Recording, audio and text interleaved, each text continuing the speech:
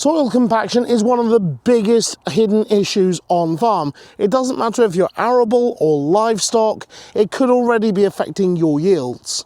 My background is as an agricultural advisor and I see this problem on farm a lot. So in this video, we're going to break down what causes soil compaction, how to recognize it in field, and what this looks like in both arable and livestock systems.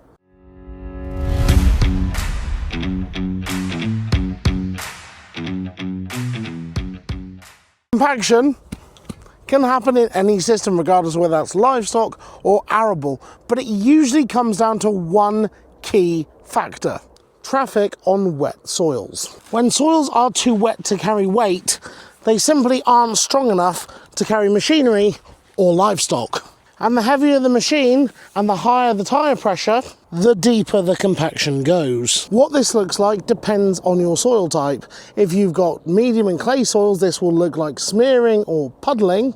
Or in sandy and silty soils, you get compression and increased density. And the one thing that does get overlooked is that soils that are low in organic matter are far more vulnerable to structural damage. If you want to spot compaction, first you need to know what good soil looks like. Healthy soil crumbles easily, has plenty of pores, loads of fine roots, and smells earthy, and is generally dark brown in colour. Compacted soils will be hard and firm to break up, have platy horizontal cracks, very few roots, very few pores, and be pale in colour.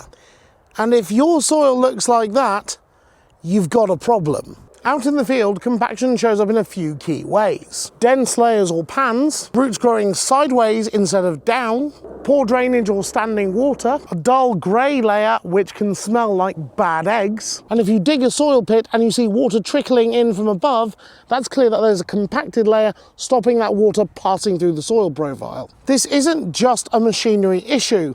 Livestock can also cause compaction problems, especially when it's wet. And typically with cattle, you'll see poaching.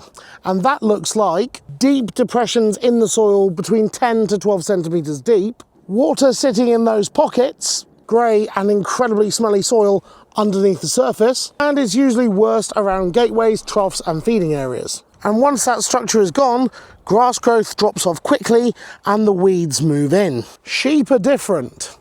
They don't always break the surface of the soil, but in high stocking densities, they can cause compaction across a wide area, which creates a shallow but dense layer of compaction between 2 to 6 centimetres deep. Compaction from livestock leads to reduced rooting depth, it leads to reduced quality within your grass crop and reduced yield as well, less responsiveness to nitrogen applied, standing water and colder soils, which means that you'll have fewer days to graze your stock.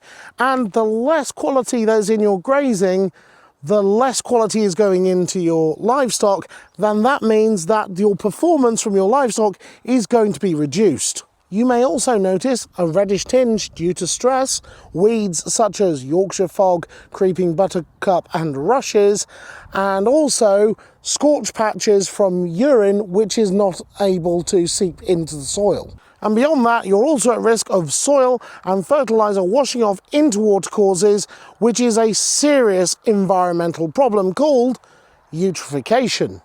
And we'll get into that in another video. And here's the key point. Compaction is not always obvious, but it has a direct impact on crop performance, regardless of what crop that is.